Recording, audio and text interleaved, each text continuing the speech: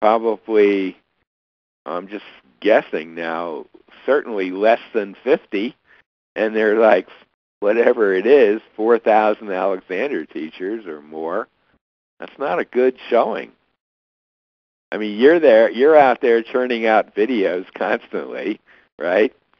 Yep. You know, I mean, you have your colleague out there in L.A., Sharon Jacobisi, constantly out there on social media and with videos and so on. You know, you have there are a number of examples of people who have made full and powerful use of what's available, but it's a pretty small number. It's an unbelievably small number, given how many teachers there are in the world. Do you think Alexander Technique could ever become a mass movement like yoga or Pilates? I don't know. There was a book I read recently called The Big I don't know whether you're familiar with that, about the birth of yoga in America.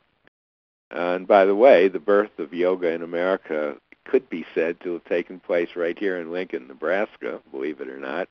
Is basically one guy who kind of a little bit Alexander-ish in a way, who was kind of single-handedly brought all the elements that people in the West think of as yoga, the mats, carrying around the little mats and this and that. He's the one who created that format, and it was one guy.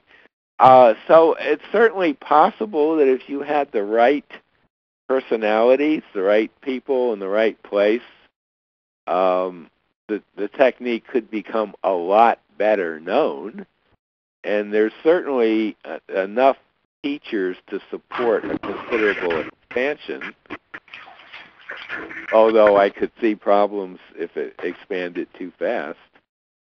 I think it's possible.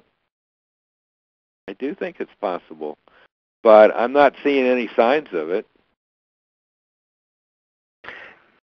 Isn't it too demanding to ever become a mass movement? I mean, yeah. The what was the one you asked about? Isn't Alexander Technique too demanding to ever become a mass movement? Oh, like yoga, I don't you can think go so. do something. No, see, well, yeah, I actually don't think so. I think that I think that boy, this gets into some tricky areas, and here is probably where I'll offend some people, but I think the technique can be taught in a far more simple form than it is typically taught, and much more direct, much more simple. And it's demanding in the sense that you do have to do some thinking and experimenting, but I think it can be presented in a way that is nowhere near as problematic as the way as it is the way the technique is normally taught. My experience is, and my preference is always to work with groups, particularly large groups, and I don't see any reason why you can't get a group of 30 or 40 people doing some pretty advanced thinking on their own after a few days if you approach it in the right way. So demanding, yes. I mean, to go back to craniosacral work, which is my favorite extracurricular therapy, so to speak. That is not demanding. It's true. You just lie on the table and you can go to sleep and it's fine. And I like that about it, quite honestly. But I think that the Alexander technique can be taught in ways that engage people's thinking, but doesn't seem like a huge, big deal. I guess that's how I would phrase it. John Nicholas says that our jargon is off-putting. Well, let's talk about, what do you think? Inhibition's certainly not a word you want to toss out right at the beginning.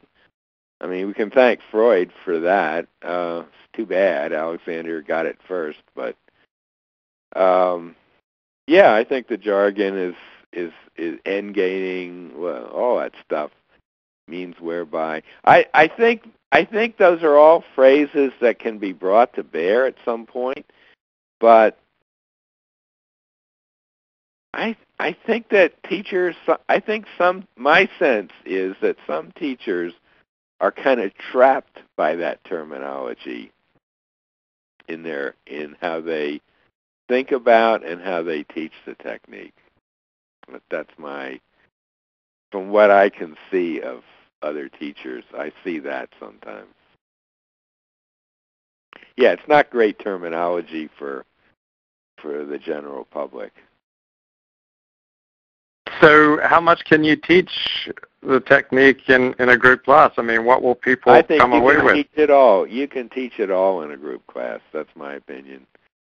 And you could even do it without any hands-on work if you're really, really good. I don't think I could do that. I think I need to rely a bit on my hands. But I don't use my hands a lot in teaching groups. Marge hardly used her hands at all sometimes. But when she did, man, you really got the message. I think hands have become fetishized. Is that the word? Yeah. By Alexander teachers. Of course, it's useful. Of course, it's useful to have that reinforcement and clarification of the verbal message. But I don't see them as absolutely essential. I remember Paul Collins once telling me that he was the director of my training course in England. He said that what he had heard about Frank Pierce Jones, who's kind of a legacy teacher in our field, he said apparently Frank did not have very good hands, Alexander-wise. And I don't know whether that's true or not because I never met him.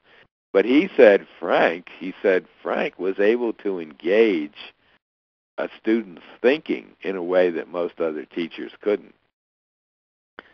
And that's exactly what I would say about Marge, although she also did have spectacularly good hands. Should Jerome Staring's work matter to Alexander teachers? I think so. He's... maybe we should say a word or two about who this guy is. He's a Dutch sort of independent researcher, anthropologist, studied Alexander, somehow got just fascinated with the Alexander technique, and became very critical of some of Alexander's views,